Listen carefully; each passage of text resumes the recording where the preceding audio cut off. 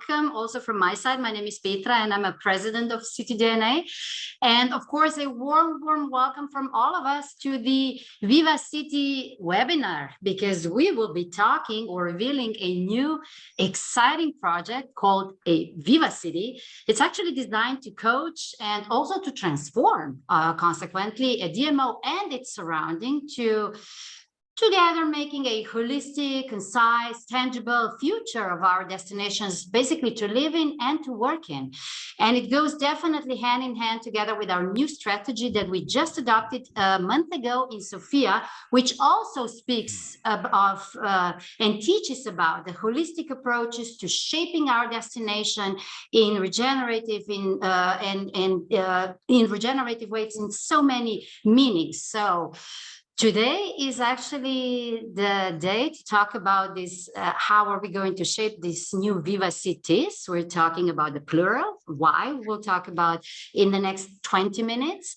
So be bold, also you, whoever joined us, to, dare to be part of the challenge, involve your destinations, all stakeholders around you. Be bold also today and ask the questions you would like to get answers to. We are here for you, and this content is definitely about you. Just please hold with your questions for approximately 20 minutes when we will go through the challenge, and then we're all yours. So you can also write down your questions in the Q&A section. Everything is good with us as long as we answer all your questions. So who will be with you today? The next slide, please. Apart from me, of course, also Professor Frank Cuypers. He's a strategist and founder of Place Generation. And Elke Dens, she's a specialist in regenerative placemaking. And David Peacock, who you've met already virtually for the intro of this session, who is a senior strategist and advisor for the Future Tourism Group at Simpleview. And Flavie Deboul, who is actually, who I'm pretty sure everyone knows very well, but just to be concise, the COO of CityDNA, and myself, a president of CityDNA, Petra Stuszek, otherwise from Ljubljana. So next slide, and I'm passing the floor over. So good morning, everybody, and thanks for being here. That question on this slide, how serious are you about you changing your future? You're all here, and thank you very much for joining us. The past decade for me has been an interesting journey in the sense that working in North America for the most part, it was very easy to look across the pond at Europe and what we then called ECM to see some of the issues that were really piling up on tourism. The pressures that so many places faced in Europe on over-tourism gave us a window on the kind of things that needed to change in tourism in general. And all of that's been incredibly accelerated by the pandemic. You know that destination organizations are looking inside at themselves and looking at their relevance in their communities. If I said marketing must have a local voice, I know you'd all agree. Our budgets need to shift. Literally, our chart of accounts don't reflect what we need to do next as tourism organizations. And I know you all share the idea of a shared vision within the community being a top priority for destination organizations. Next slide, please. So sustainability and regeneration came to the forefront during the pandemic. Pre-pandemic, they were concepts that leading destinations were toying with, and many of you probably were doing some work in those areas. But during the pandemic, it really came home to roost that sustainability is social, economic, and environmental. And that includes EDI, it includes holistic sustainability and working with cities. We know that the role of the destination organization is still in flux when it comes to sustainability, but it's pretty clear across the board that cities, destination organizations, citizens, businesses will all have to work together if we're to achieve any kind of sustainable future on the city front. And as my friend, Professor Frank Cuypers likes to say, the future of the world, the sustainable world, is urban or not at all. Next slide, please. We're still dealing with digital disruption. I know a decade ago we were working on this. We still haven't caught up as an industry. There's plenty of data work we need to do to prepare ourselves for the next big wave of interconnected data that will be front and center during the process of VivaCITY. And I just want to end on this. When we look around the world, there are unusual partnerships and labs and ideas on how to do tourism better. And I think of the Bay of Plenty, New Zealand, and their drive to create a sustainable tourism plan. I think of Queenstown, New Zealand, and their zero carbon by 2030. Or I think of 4VI on Vancouver Island turning itself into a social enterprise. VivaCITY is a chance for us to bring all of that thinking together in one room. And Frank and Elke and I have had this discussion before. We often get to work on components of the elements that are in VivaCITY, but we rarely get to work in a longitudinal 3-year program where you can actually assess, plan, and implement. And that's the exciting part. Is VivaCITY is a lab on how we do tourism better, and we're really excited to have 2 core cities and 4 shadow cities follow us on this. And I'm going to turn it over now to my friend Flavie.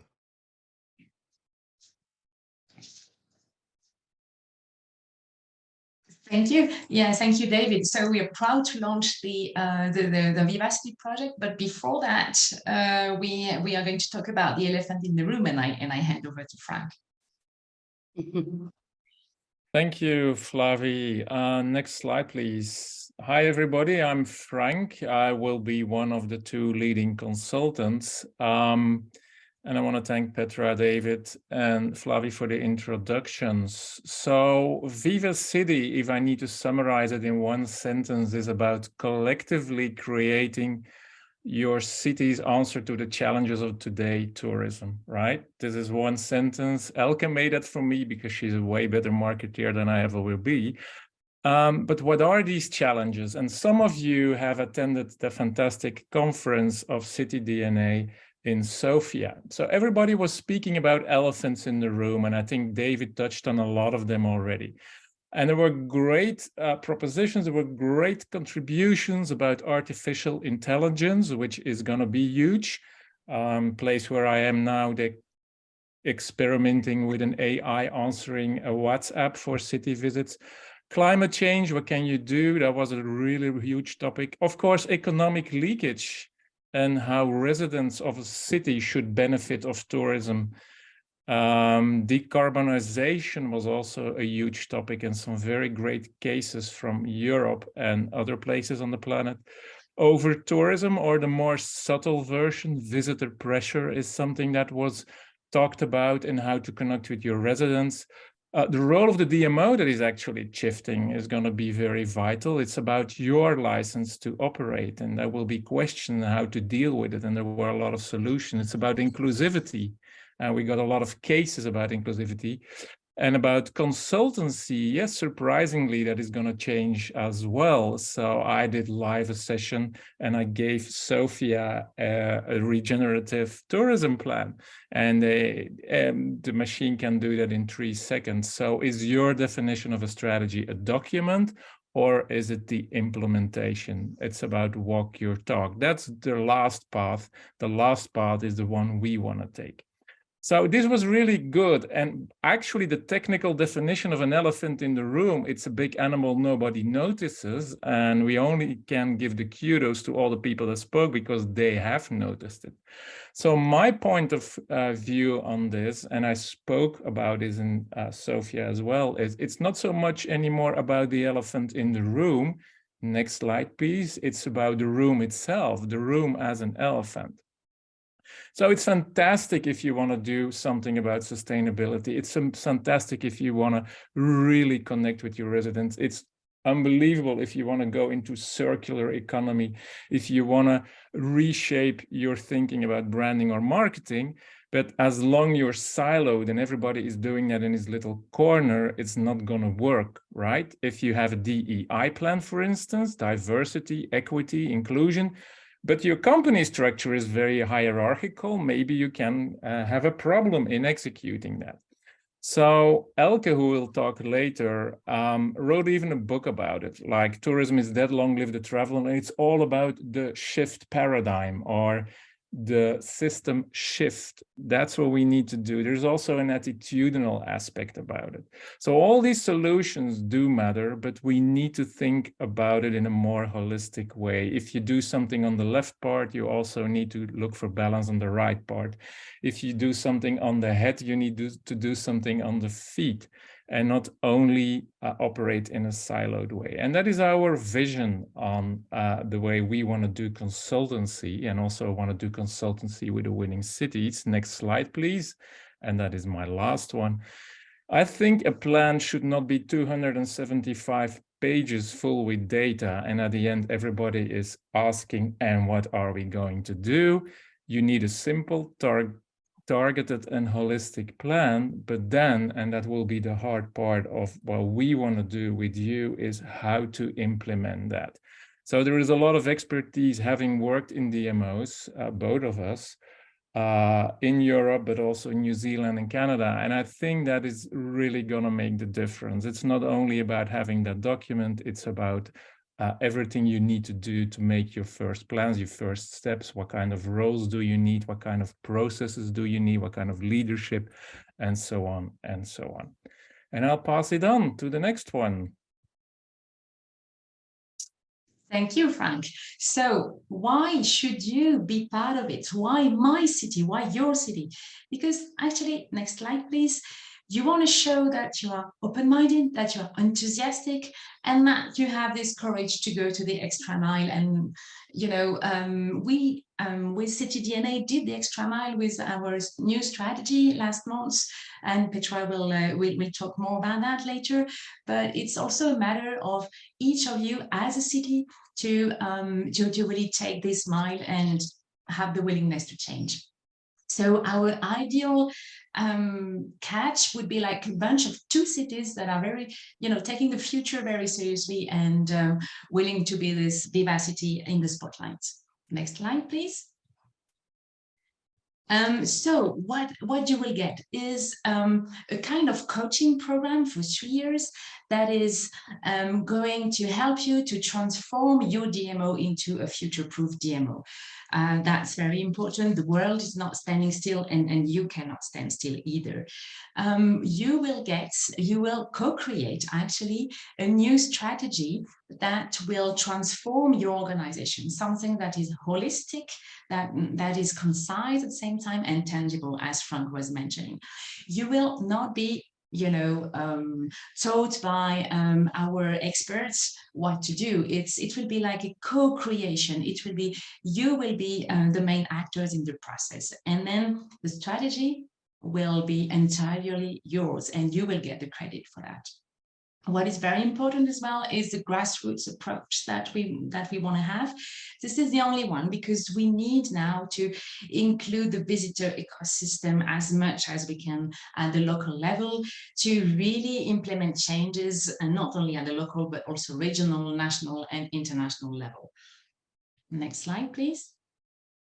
So basically, if you are one of the two cities in the spotlight, you will inspire, you know, other DMOs, other cities, other members of CityDNA, Europe, and also the world. I mean, CityDNA is an organization that is well connected to other global organizations. So your visibility will be to the entire world.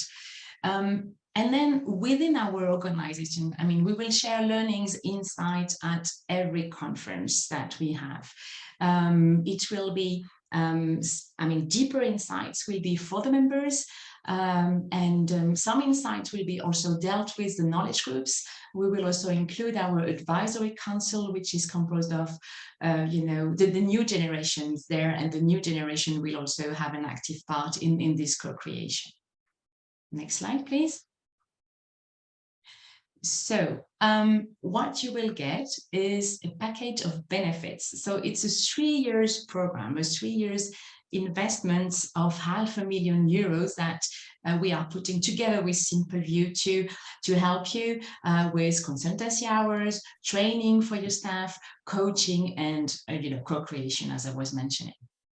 Next slide, please.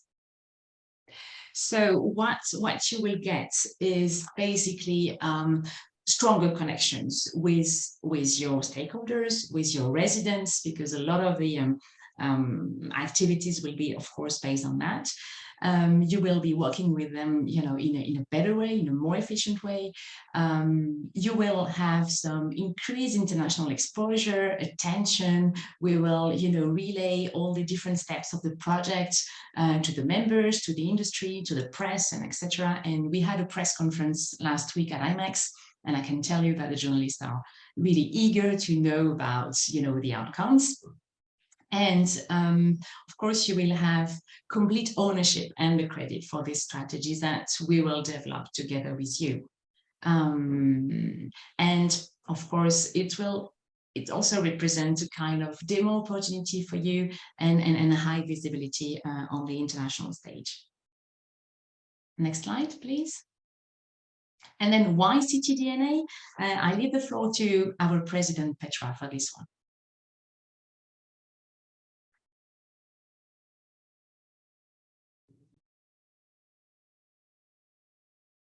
Petra, you're muted, Petra. Okay, thank you so much for the, see, I had the pointer right away prepared, and then I wanted to swoop in right away. That's how eager we are, obviously, to present everything. So why CityDNA? It's a very simple reason, but also the best possible and the most majestic, because it gives purpose to our community. It gives life, like DNA, to our communities. The regenerative approach is a must, but it's a very difficult one.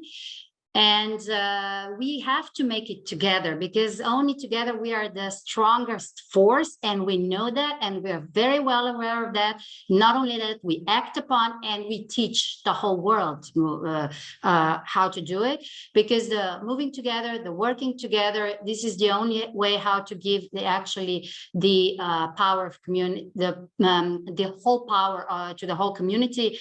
Because the fact is that CityDNA is the best possible platform with a group of destinations who are all serious about the future. We know that, our destinations know that. It's now time to tell the world about it. Next slide, please. And how do we do this? Simply by walking our talk and telling about it. Like we already mentioned a few times by now, we just adopted Welcoming We Generation, which talks exactly about that, how to even repurpose the places that we live in.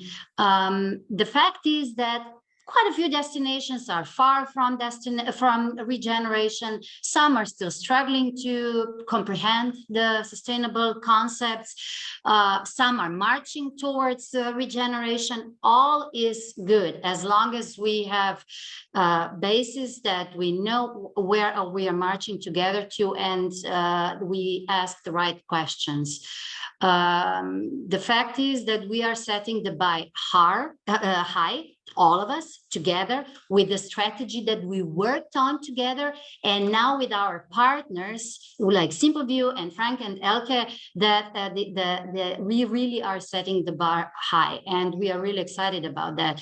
And that's what also our strategy talks about. We launched it to actually get there, not only to talk about it, but to get there.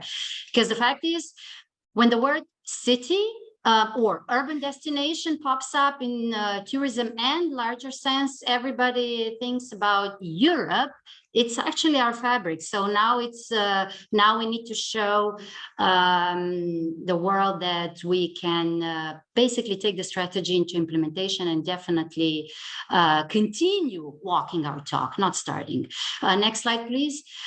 And VivaCITY is definitely that. It's an opportunity to do it, and then to communicate it, to teach the rest of the world what we stand for, because the fact is that DNA is not just an acronym. It actually talks about how we live, not just how we work. And now we have a great opportunity to make a learning living lab together.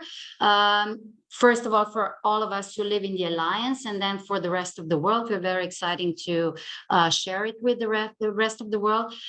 And it's also very important to walk the talk together to like really integrate not only vertical, but also horizontal. So all of our knowledge groups are also taking it in and giving all of their knowledge to shaping this, to co-shaping this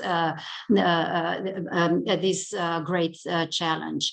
And the next one, and the next slide, please.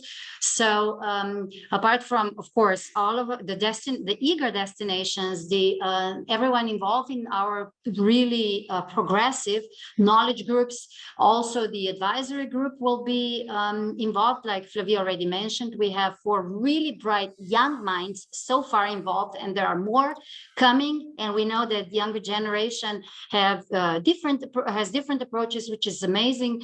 And we will be joining these forces. And we're also very excited that not 2, but 2 + 4 cities. So 2 selected and 4 peer cities will have this opportunity to create a whole challenge. And we will be building through that really the international bridges. And that's really important because this is the only way how the planet will survive. And the urban destinations are the cradle of everything. Everything is born in the urban areas. That's the fact. We will brand basically through that Europe, or the bridges, Europe through North America and the rest of the world, consequently, as an avant-garde destination or city destination. And we will again walk the talk through that. Next slide, please. And we are doing it with great partners. This unique project, one of a kind. And why are we doing this with Simpleview? David will let us more in depth into that. Thank you, David. Well, you're doing it with Simpleview because you let us do it with you. I've said it a lot, and I don't mean it gratuitously. European Cities Marketing and CityDNA has been a leader in progressive tourism development for almost a decade. And Frank and Elke, myself, have all worked in various incubation projects in tourism. And the work that CityDNA has done, the buzzwords of the moment are inclusive, regenerative, stewardship, circular economy, resilience, carbon reduction, as Frank said. But who's actually putting all of those things into practice? And I think CityDNA is doing a better job of that than anybody else. So we were incredibly eager to work with them. Next slide, please. And really the question was, how do we take all of those buzzwords and actually see them reflected in our organizations? Are they reflected in budgets? Are they a role and function? Is it defined for how we get to stewardship? Or do we see smoke and mirrors? So together over the last 2 years, we've been talking about this, especially in the pandemic. How do we put this into action? How do we create an incubator that's an ongoing 36 months, goes from implementation, from assessment and strategy right through to implementation? That's why we're at the table. This is an exciting living lab. Next slide, please. Of course, we're committed to doing the right thing in the tourism space, and it's great to have great partners like CityDNA that keep us on track. We are a tech company, but we really work from the maximum that tech's only effective when it's embedded in a broader vision, and that's a human vision. And that's the point. Tourism is ultimately a human business, and a combination of personalized human interaction and tech is the best. And I'll just give you my personal story. I was asked 3 years ago, I was running a tourism development incubator in Canada. I was asked by Simpleview if I wanted to come and work with the world's largest tourism tech company to take that idea of stakeholder engagement and alignment at the city level and put it into practice on a wider scale. And I jumped at the chance. So it's a chance for us to bring the best to the table, to work with the best thinking, to create future-proofed opportunities. And essentially that's why we're here. And I'm going to hand it over to Elke for the procedure. Yes, good afternoon, everybody. I'll try to explain briefly how you can become a VivaCITY. And the next slide, please. You'll see that we try to make the efforts as low as possible, because working for a DMO, I know what it means, and you have many things to work on every day again. So we try to make this process as simple as possible. However, we start from a few expectations or conditions, and you see them listed right here. So a VivaCITY, we think, is a city and a DMO that wants to learn. So you don't know everything yet. You're open to learn. And you're also open to allocate resources. So people from your team to do project management or to take care of some logistics when we do stakeholder engagements, for instance. Also, we would like you to be very keen on communicating about the project. So we hope that a VivaCITY is a city that is open to share results with all those other people and even with the world. The Viva team will be in Dallas in a few weeks' time. So we hope that the VivaCITY will also somehow be part of those nice occasions in the 3 years to come. And of course, you also want to host, because we will be bringing in the consultants, but also the young people, and they will need to stay in your city somewhere. On the next slide, you will see that we also expect you to be open-minded, so open for any new idea. Of course, we will decide together for your city if it's suitable or not, but we will try to look at tourism in a much broader way than we do today, and especially like look at the place, look at the community, look at the residents as part of your community. We also hope that in your city, you are able to engage stakeholders that goes beyond the stakeholders that you have today, and that you are also keen on having the residents part of your community, of your tourism policy. And of course, we would like to have some fun too in the next 3 years. Now, how does it work specifically? We have a 2-step procedure. And on the next slide, I will start with explaining the first step in the procedure, and that's basically just a 2-pager. So we would like to ask you to write something down, and you can use these questions as your guideline, but you can also do it completely differently. We ask you to be creative. Don't make sure that you have a checklist and everything. We didn't provide you with one, but just try to explain why you want to be part of this, why you want to become a VivaCITY, and what challenges that you are seeing and what kind of things you would like to work on in the next 3 years. The deadline is here, July the 7th. So that's the only thing that you would need to do before July the 7th. And then the next step, which we call the second step, round 2, will be on the next slide, simply a conversation with us. You see us here now today already, where you present maybe again the thing that you wrote on your 2-pager, exactly what your challenge is and what your team would like to work on with us. Then we can ask some questions to you, and if you have more questions for us, that's the perfect time for that. So it will be just a conversation of let's say 1 hour that we then need to schedule between July and September, October.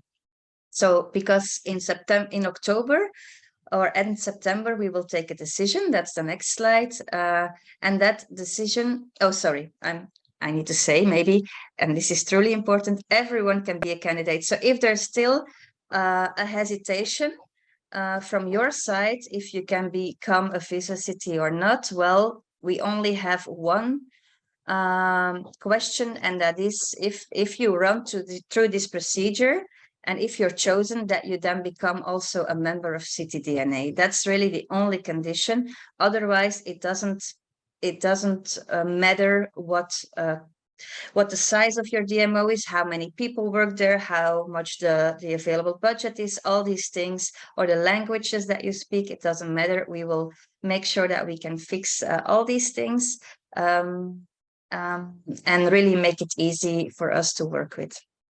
And for you to work with, most of all. Yeah, next slide. Yeah, so the decision, I was running ahead of it already. I'm looking forward to know then finally who the 2 winners will be. So it will be 2 cities, and maybe we will have 1 large city and 1 smaller city, because that's what we think we can really learn from most of all. But we'll see. And there's, next to these 2 winners, there's also 4 other cities that will be given the status of a peer city, and that will follow up every step in the 3 years learning lab. And some cities are already thinking about becoming this shadow city already now. So if that's the case, please just put it down on the 2-pager so we know what your ambition is. And then we will announce the winners at the next conference of CityDNA in Valencia on October 4 to 6. So looking forward to that, and passing on the word again to the next speaker. Okay, thank you, Elke. Me again. So I heard from Flavi that after the press conference in Frankfurt, there was one journalist that was really excited. There were many, but he said, yeah, but what are you really gonna do, right? That's that question that people always ask. Now, if you have paid attention, if you have listened carefully, you will know that if we are true to our principles, I can't give you a plan day by day what we're gonna do with you the next 3 years. And why is that? Next slide, please. Because one of our strong points here is that every place is unique. Every place will have a unique challenge, right? Some places are trampled by tourists. There is over-tourism and how to manage that. Other places could really do with a little bit of more attention, or they have a branding issue. Other places really struggle with residents. Other places have an issue with cruise ship tourism, or have an issue with the meeting industry, and so on and so on. There are many challenges that we can come up with. Also, every place, every city has a different life cycle. So we are not your typical consultants that are going to sell you a product. That's absolutely not what I do. And there is nothing wrong, right? There are people that can sell you stuff that is solid, products, strategies from the shelf. If you need that, like it's required by the stake, it's great, but that's not us. We are not in the business of products, we're in the business of processes. So I created a lot of methodologies in my life, but the ending point, the outcome is always different. But one of the hard points is always that we start with a deep investigation in your identity. What makes this place tick? How are you related to your visitors, to your residents, to your businesses, and so on. Next slide, please. But to give you a glimpse, and this slide is just to say there is no such a thing as one size fits all consultancy, right? So we're not gonna bulldozer over you, roll out what we already have in mind.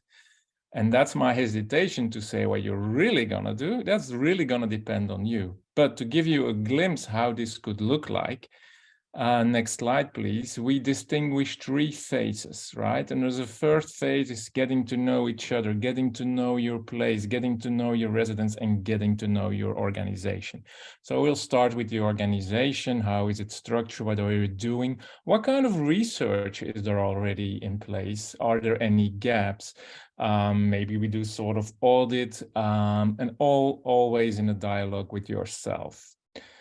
Then the next phase, and I deliberately say phases, not years, but some places it can go quicker, and then we go quicker in implementation, and otherwise we need more time for this. Depends also on your size. But this next phase, next slide, please, is really the phase of residents and stakeholders, and that's what Flavie meant with the grassroots promise. By the way, if you want to write your 2-pager, the best preparation for it is just read the regeneration strategy, because it's totally aligned in the way that Elke and I think. It really breeds the same semantics, right? So grassroots will be a very important thing. And I could go for town hall sessions, which is a Canadian word. I worked there for a long time for actually resident engagement and resident sentiment. Identity workshops, identity mapping, or maybe we do a city scan, or there is already data that are existing, or we need to source it in.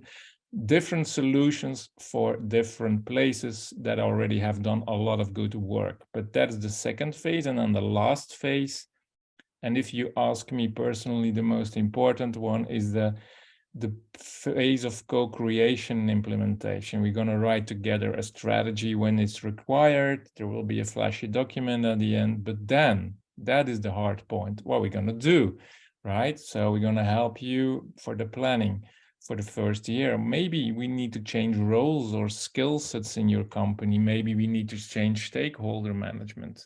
So you will get the guidance there. And I think that is sometimes, unfortunately, what is lacking in the world of consultancy. So we're not going to watch our clock all the time. That's the time that's left. No, we don't run away. We really want to be there in that first the first steps you set with that new strategy. And why is that? Because we love to see that our work is also used.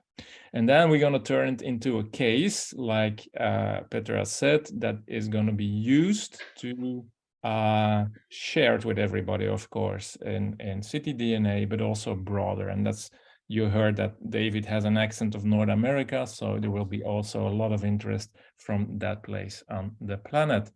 And then I handle it over to you again, David. Sure. We had a maxim that we developed at the Regional Tourism Office almost a decade, and it kind of goes like this. The best destinations are the result of engaged communities that take an active role in collectively shaping their future. That's what we tried to build here, the opportunity where destinations can turbocharge the engagement piece, the alignment piece that will help them shape their future. You all work day in and day out in this industry. You know how difficult it is to get people's time and attention, and sometimes you just want to break through the clutter. Hopefully VivaCITY is a chance for you as a participant to break through the clutter, to use it as a gathering place or lightning rod to bring your destinations together. And I want you to think about that. It's been very effective for us to launch programs like this in Canada, because it takes us from a status quo situation and moves us into a new arena, and we're able to bring new people to the table. So remember, it's star power, it's leverage power is bringing people to the table. That said, we're going to roll into the Q&A. This is a QR code that should take you, actually, if we just jump back to that, Amanda, if you want to use that QR code, it should take you to the VivaCITY landing page and the existing Q&A sheet. But let's open up the microphones. It's going to be hard to pick and choose. So if you can, let's use our voices and let's just go into Q&A. And if you'd like to, just when you ask your question, say who you are, where you're from, and if you want to direct your question at one of the panelists, go right ahead. Or if you want to ask a general question. So I'm going to hand it over to Amanda Lee, who's going to play coordinator. Amanda, do you have any written questions yet? No, I've not seen any written questions in the Q&A, so we're open if anyone wants to jump in and ask a question. Okay, we're open. Let's go. Engagement. What kind of resource do you see the commitment from the host city being like in terms of manpower and time? Person power and time. Let me correct that. Okay, I'll take this one because Elke is very silent. I think we set the barrier somewhere at the bare minimum is that you need availability of at least half a day a week during the whole the 3 phases actually. I think that's the minimal requirement. And then we can go from there how much you want, right? If you really want to go deep into like resident engagement, and we're going to do a lot of workshops and so on, then there will be periods that there are peaks, and then we need more people of your staff assisting us. But we wanted to make it mild, but there should be a clear engagement. It will be also one of the criteria of your staff. That at least we have one spokesperson, somebody that is challenging us, that we can ask questions to, and he or she to us, at least half a day a week over the 3 years. And then from time to time, we will need more people. Yeah, I hope that answers the question. No problem. Maybe I can ask a question. Miguel, do you mind talking for a second? Can you unmute there? Hi. Yes. Hi, everyone. Miguel from Ronda. Okay. Okay. Well, actually, we'll go both. Miguel, in Ronda, when you look at the state of tourism, when you look at where you're currently at, What do you see as your biggest challenges? I think we can already fix as a small city. Obviously, we have been really proactive in terms of implementing and starting with new digital projects and procedures into the company. The company is a small company. We have a huge and enormous potential to growth, and it's a project.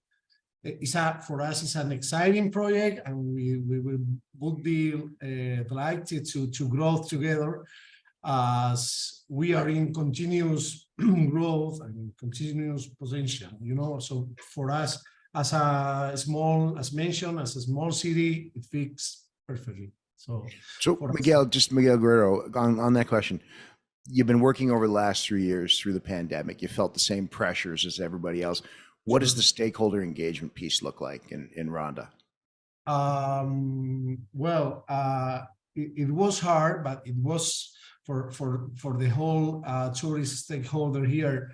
Obviously, because Ronda is a mainly tourist destination, and that's all.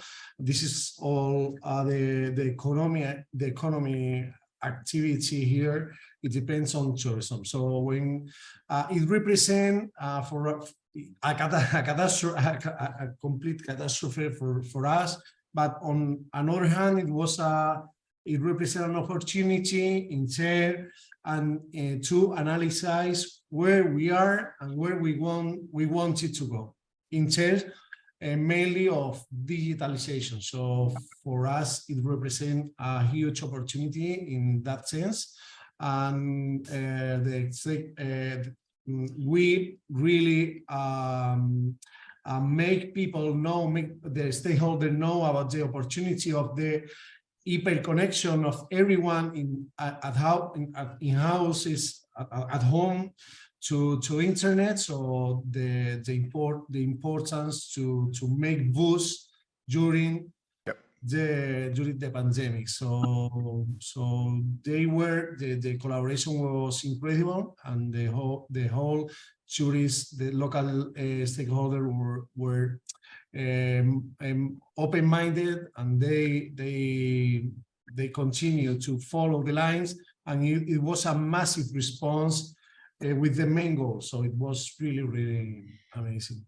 So I'm glad you brought up those 2 points. I mean, this digital disruption is still here. We're not done fixing it. We're done thinking about fixing it, but now we've got to actually do a lot of work with stakeholders.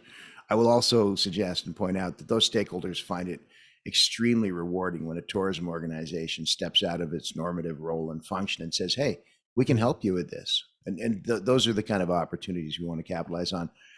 Miguel Perez, Valencia, very different place, very different set of challenges. You're big and you're busy. What do you see in terms of, as you transition into the future for that destination, what do you see as your biggest challenges? Well, for us, it's very, very important to keep sustainable growth. I mean, we were growing a lot before the pandemic, and now after the pandemic, it seems we keep still growing a lot. So we were focusing already before the pandemic on creating value, and that's why we created all the strategy with the different tourist products, looking for tourists not just coming to see the city, but coming with special interests, sports, gastronomy, culture, or whatever, no? So that they are willing really to spend more money. And really the prices at this moment are growing a lot. I think similar to most of Europe. That's the truth. But the demand keeps being very, very strong. So our companies, we have more than or near 500 companies at Visit Valencia in the different product clusters. Our companies are extremely happy. They tell us go, because they just want more and more and higher prices, etc. But at the same time, the citizens, and we just had the elections last weekend here in Valencia, and the citizens and the politicians say, hey, take it easy, because we want to keep Valencia as it is. We want to keep it the best city to live in the world, as it is said to be. And this is very important to find this balance is the biggest challenge, you know? The balance between the tourist activity and the business people, no? And the people who is working in tourism, and the citizen, and of course the most important, the visitors and the tourists, that we want that when they visit us, of course we want that it is as expensive or as high price as possible, because this will be more sustainable and profitable for everybody. But at the same time, we want them to have an excellent, a very good experience in our city, no? So that they say, okay, it was not cheap, but it was one of the best experiences we had, and we want to come back as soon as possible. So that whole coast from Gibraltar all the way to Valencia and past, I would say there's a greater awareness in the world now of the two Spains. The southern Spain is a very different thing, and it's honestly, in the North American context, it's really come into our consciousness in the last sort of decade that there's a different Spain. It's very different. You're seeing a lot more attention when you look at that.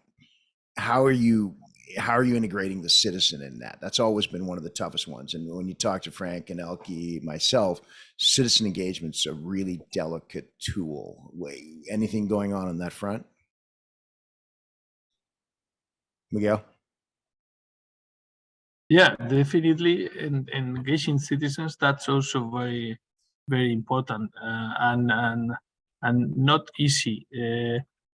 We choose at the boards from CityDNA to talk in the next conference that will be in Valencia in October about positive destination, because positive tourism. Because if we only keep talking about having a bigger percentage of tourists or a biggest revenue or whatever, at the end the people is fed up with that. So we need to find a positive communication from all the benefits of tourism. I was just this morning reading an interview to our regional minister of tourism,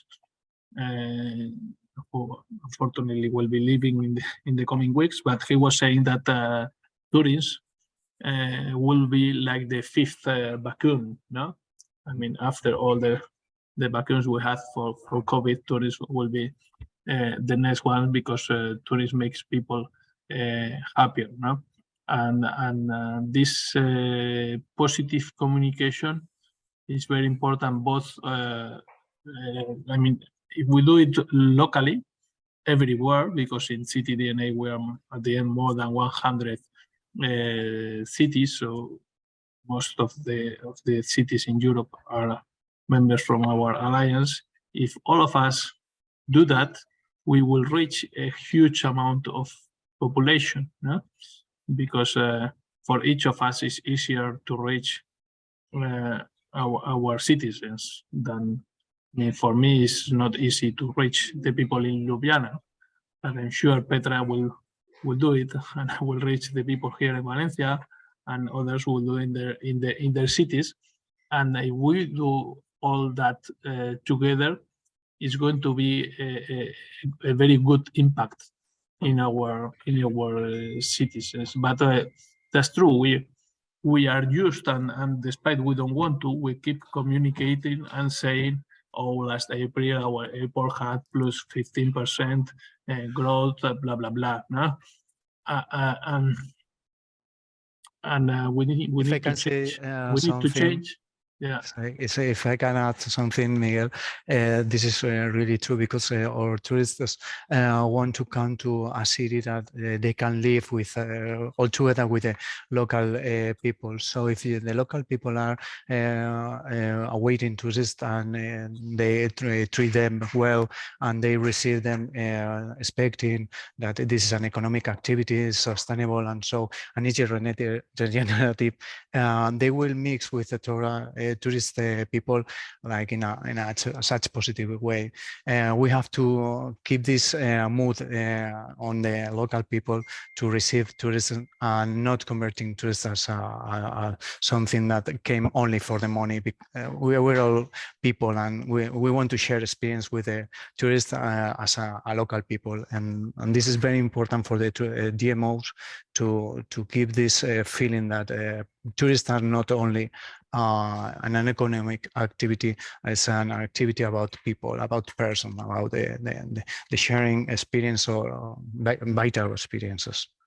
I would say thanks for David, that. so, Thanks yeah, for that. sorry. Thanks a lot. Go ahead, David, do you Petra. mind if we give the floor also to hands raised up, because Olivier was trying to ask something, and then Diane also, and there is a question in Q&A, which might be from Olivier, but it would also good to talk to each other. So go ahead, Olivier. Yes, thank you. Thank you very much. Thank you for the presentation, the opportunity to be part of it. Very, very interesting. So I'm from the city of Lausanne in Switzerland. And I have a quick question regarding the status and the role and to some point the involvement of the 4 peer cities, because that was not too clear to me. I think we touched upon the 2 winning cities, but for the peer cities, what is expected, and what more, let's say, to me would be to understand a bit more the clear benefits as being a peer city in such a case. Okay, I'll answer this one. Bonjour, Olivier. So the peer cities are privileged, and they're privileged because the others will have opportunities during the conferences of CityDNA, and there will be shared results and outcomes and discussed and so on. But the peer cities will have an overview of the entire process. So they will see the ins and the outs and the tricks and the cards of the sleeve. They will, if they are interested, they can even join to see when, for instance, we have a very important workshop, how we do it, how we go into that, how we build stakeholder management. So that is the whole idea, that a peer city, I don't like the word shadowing, because it's threatening, it's dark, and it's like looking over your shoulder. But in fact, it is somebody who has the right to see into the entire process and to be part of it if they want to. So if you say, okay, this is an interesting city case for me, that's what we are struggling with, then you pick your city, or you want to be engaged in the 2, that's also fine for me. But I think you need to look for where are there the learning opportunities for myself, and you will get access to the entire process. That is the big difference with the others that will be, of course, informed by communication, presentations, focus groups, and so on and so on. Yeah, Great. and Diane? maybe Petra, if I can add to that. Yeah, sure, of course. Because like CityDNA asked us if we could like have more cities, but of course if you want to go in depth, you're limited in resources.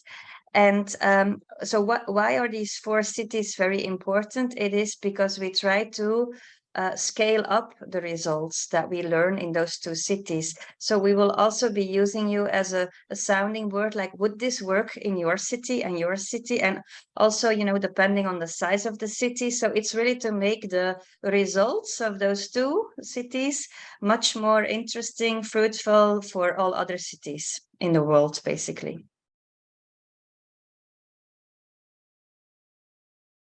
Thank you very Go much. ahead. Yeah. Hi, my name is Dan. I'm from Ljubljana and also a member of the advisory council. So the male side of the advisory council. I have 2 questions. One is in regards to the resources needed from the winning cities towards the peer cities? Is it expected from the winning cities to share their knowledge directly to the peer cities, or is it something that the consultants do? And the second question is, how active is the role of the consultants? I understand it depends on the destination, that the winning destinations, but I'm interested in the resources you're putting in. I expect it's not just Frank and Elke at the end. Okay, so I'll start, and then David and Elke can take over. So your first questions again, what was that, Dan? So the role between the peer cities and the winning cities, Yeah, do they absolutely. work with each other, or is it throughout the consultants? No, absolutely not. The advisory board, like I said in Sofia, could be given an active role. Like you could be our team, you could be co-consultants, and that is an opportunity to learn and to be coached and to learn from also failures. And so that was the idea. The peer cities, they will have a priority into everything we do. Do they speak to the cities? Of course they do. It's open and free, as open and free it can be possible. There is nothing like that you need to go through us to ask, hey, how are you doing? What kind of methodologies are they using? But if you are really interested, I would advise you to come over and see how we do it.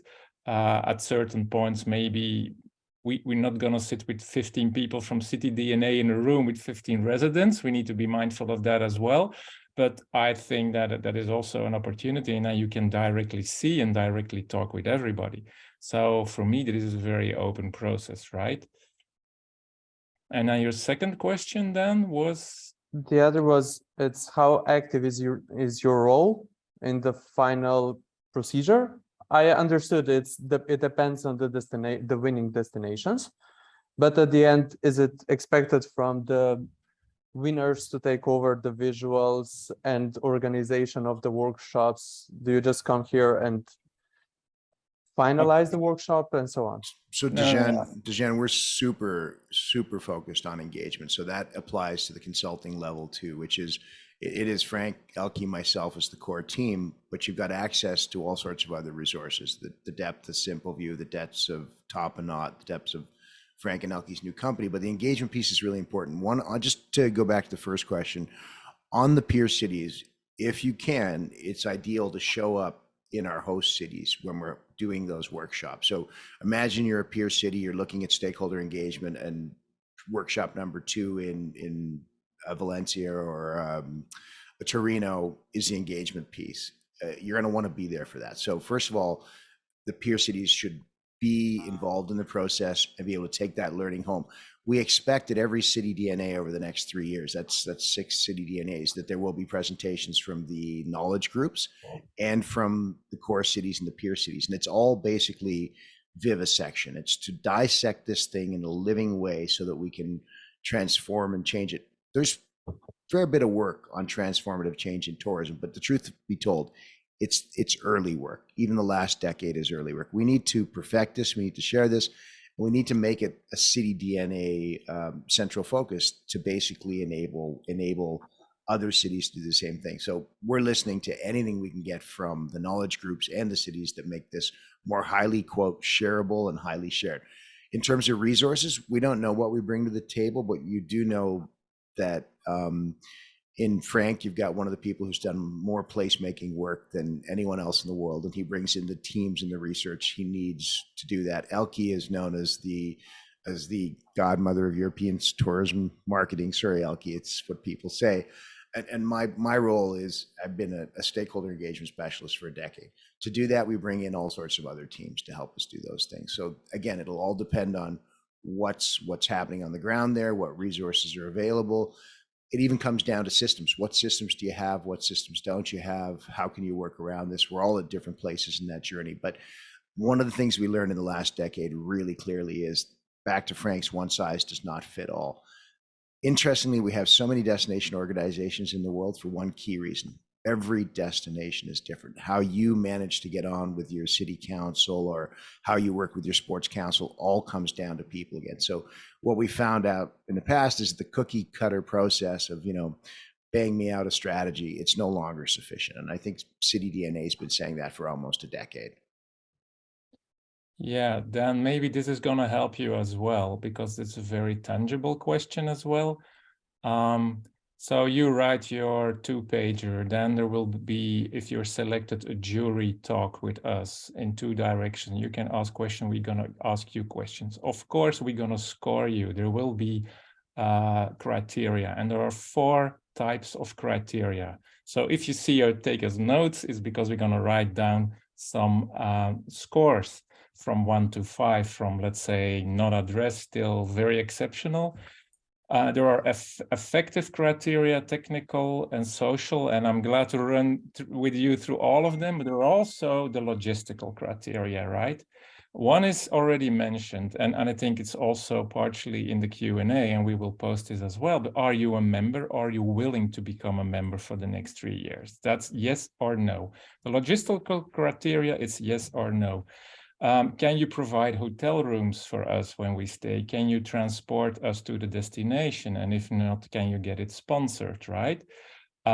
Will you have a great venue to do resident engagement? Can you help us with a site inspection? Because I'm not gonna help any city if I don't have it in my fingers, if I don't see it, if I can't do a mystery visit, even like a tourist. Will we be able to talk to your stakeholders? Will you make that possible for us? Will you provide resources of your own team like we discussed? And there is an absolute minimum, I think, for a small DMO of half a day every week.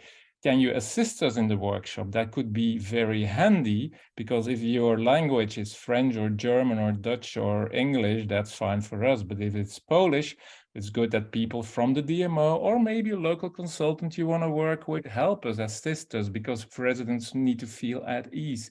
And then the last one, and that is a no-brainer, can you communicate with us in English? So there is a long list of these logistical criteria, and that's for us a yes or a no, right? It doesn't mean that one no exclude you, but the more yeses you're gonna have, the better it is. So yes, like bringing residents together is for me a very important criteria. We also have the effective criteria, and one of them is, are you embedded in your community, right? Because if this is totally new and your definition of tourism is not mingle with residents, then we might have a problem here, right? And how we go from there, maybe we can talk about that then in that conversation. But I think there should be a minimum level of being embedded in community, know your city people, know your residents, and so on. How are we gonna invite them, right? That is not what I'm gonna do. My time will be limited to 25 days as my commitment, and I will be absolutely incredibly active during these days, but doing all the logistics, no, that's not what I am gonna do. That's not what Elke is gonna do. So that must be very clear. And do you want me to proceed? There are also technical criteria, right? The starting point of your challenge, for instance, is going to be very important. Is there already a strategy and you don't know to implement it? That's also fine. And it's in the Q&A. Yes, if you have already a strategy, but you don't know how to implement it, that's equally an interesting challenge, but maybe you want to have a master plan or a destination management plan. What is your communicative power, right? Are you able to communicate with CityDNA? Do you are comfortable to go on stage, maybe even over the ocean? These are questions that we need to answer in that discussion. Do you agree with the strategy like it is written in regeneration? That's also an important sign for me that there is a level of, we can level with each other and you have a sort of same vision. Then there are social criteria. So like, is this challenge what you want to do? Let us do. Is that interesting for the CityDNA members, right? Because if the level of ambition is very low, like Frank, we really struggle with people that want to work remote versus people that want to be in the office. You feel immediately that's probably not for this. But when also the ambition can be too huge, right? We want to have an economic study for the next 10 years and so on. There are better consultants to do that. And now we're going to be brutally honest with you as well. So are you willing to present updates? Because your city will get the stage.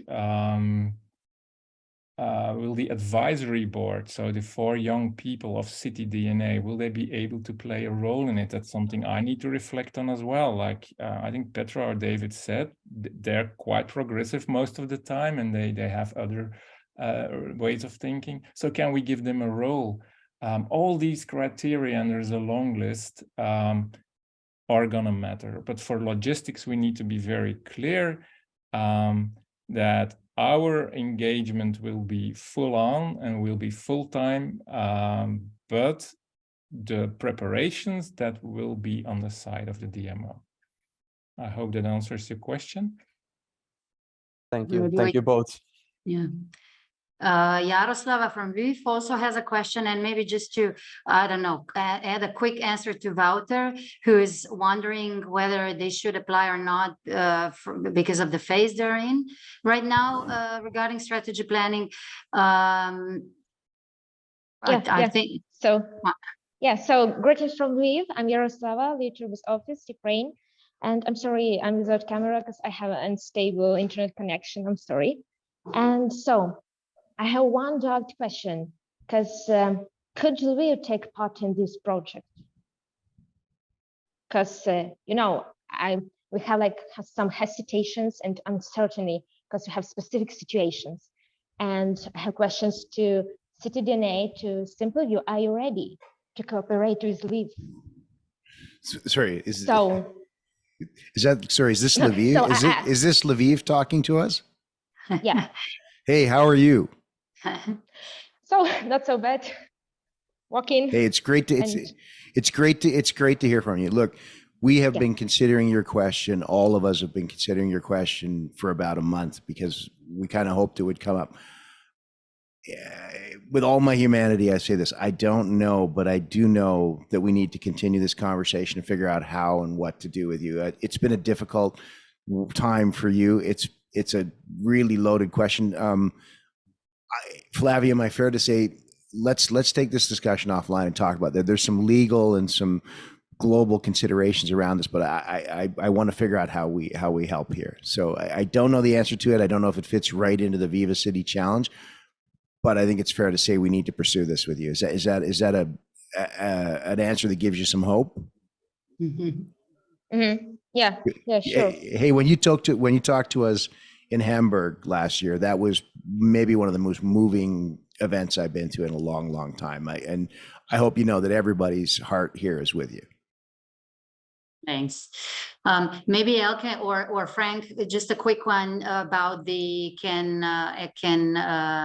a city or destination can apply it will it be focused to more to the cities that have to drive their planning process or already have planned their planning process? Just in a quick one. Yes, I was actually already trying to answer, Wouter, your question, but it like we said, it doesn't matter which phase you are in. Because like I think both Frank and I believe that even when you have the plan ready, there's a lot of challenge on the implementation, because a plan is sometimes very ambitious, but how do you then implement? And certainly if you believe in a more regenerative approach, how do you then practice what you want to see in the field, and how do you make it more solid? How do we make sure that the residents are really involved and not just on the paper as it was in the plan? So we actually don't care which phase that you are in. We think the most difficult part is actually the implementation part. So the challenge is definitely there. And you tell us what you would like to be coached on, or what you would like to learn from then in the next 3 years, as the plan will go into the implementation phase in your case. Yeah. If that answers your question. Okay, thanks. Well, to give you an example, I worked in Bay of Plenty, and pardon my language here, but I've been shitting strategies there 3 in 3 years. And Then I worked for Auckland in New Zealand, and was the other way around. The question, the starting point is, we have a brand and we can't touch it because the mayor likes it, but actually nothing happens with it, right? And you know what? Actually, the process was not entirely the same, but big pieces of it were, because how to make a strategy, a branding strategy, something very simple like how make it work among your community, because a brand is not a logo or a tagline. It's the sum of all the stories people tell and how they interact and how they behave with visitors and so on.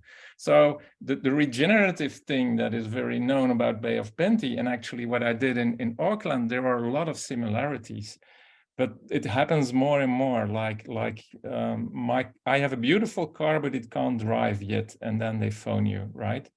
So I'm very comfortable with that situation as well. So yes, if you have strategies, that's perfect. So then we can talk. So write your 2-pager, and then we can talk about it and see how it fits in this project. Okay. Maybe, thanks for Jaroslava. Can we ask you, Jaroslava, to also write the 2-pager so we can get an understanding of what Lviv is, what your ambition is, and yeah, how you see it. So then, and then David and Absolutely, makes sense. Thank you, Elke, for bringing that up. Yeah.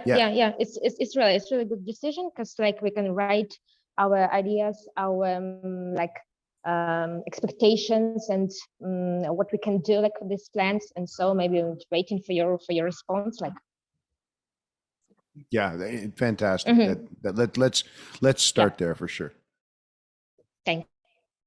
Okay, then I guess, I mean, from, let's say, naked eye, 25 destinations participated, which is a great news, and additional ones heard it, the whole thing in Sofia.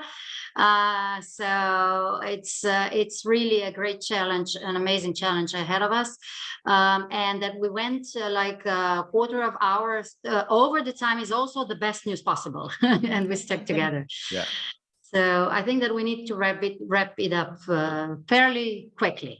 Right. David, you want to end it up? I just want to say a real thanks. You're all here because you are living in that progressive tourism development space. You know that, and it's never easy. There's easier models to deal with. There's fallbacks.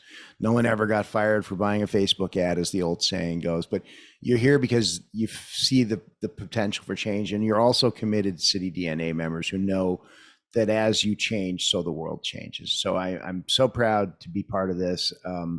This is where I want to be. I know it's where Frank and Elke want to be, working with the most progressive continent in the world on the stuff that's going to shape the future tourism. So thank you so much.